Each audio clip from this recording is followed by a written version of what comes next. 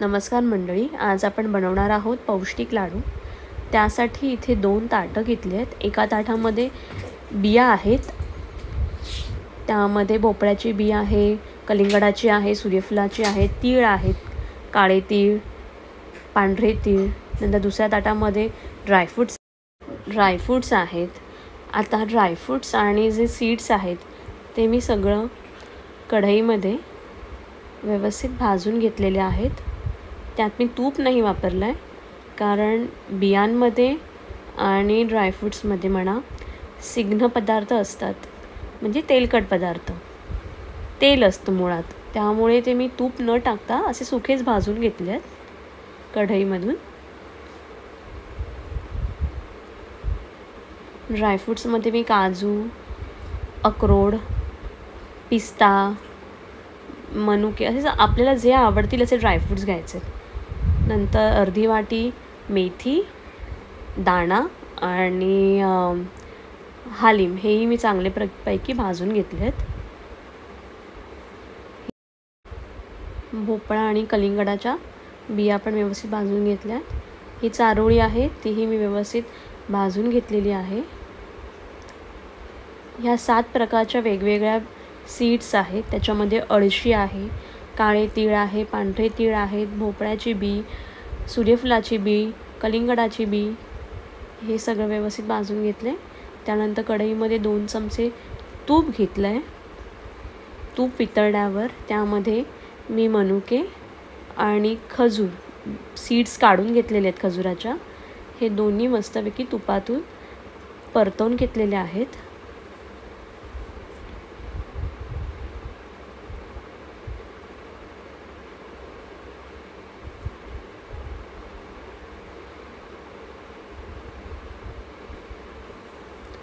एका ताटात काढलेत ते।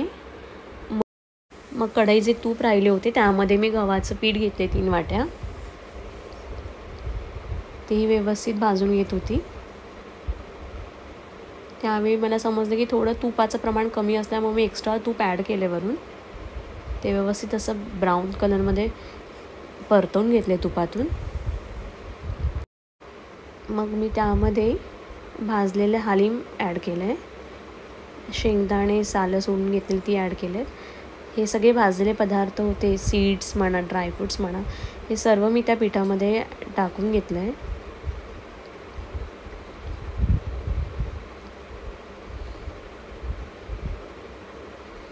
सीड्स आहेत ह्या भाजलेल्या। त्यानंतर हे तुपातून परतवून घेतलेले खजूर आणि मनुके आहेत। थोड्या प्रमाणामध्ये मी गूळ पावडर ही ॲड केली आहे। हे सर्व व्यवस्थित मिक्स केले। त्यामध्ये जी मेथी होती ती मेथी मिक्सरमधून मी पावडर करून घेतली आणि मग त्या पिठामध्ये ॲड केली आहे। हे सर्व व्यवस्थित मिक्स करून घेतलं आहे।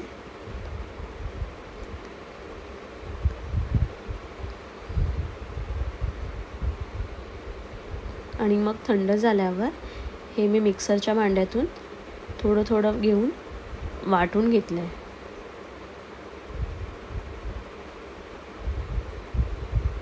अशा प्रकारे मिक्सरच्या भांड्यातून वाटून घेतल्यावर हे अशा प्रकारे बाहेर दिसतं आपल्याला एकत्र झाल्यासारखं।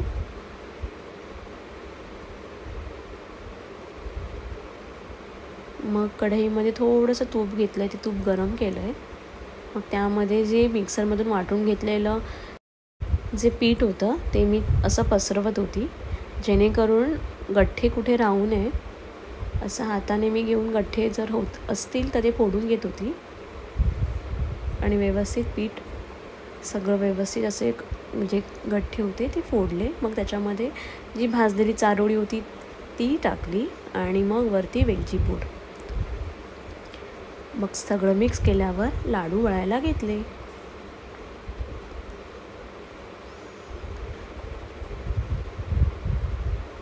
अशा प्रकारे आपले पौष्टिक लाडू मी वळत आहे। एका हाताच्या साहाय्याने व्यवस्थित, नाही कुठे जास्त चिकटलंय, व्यवस्थित असे लाडू तयार आहेत।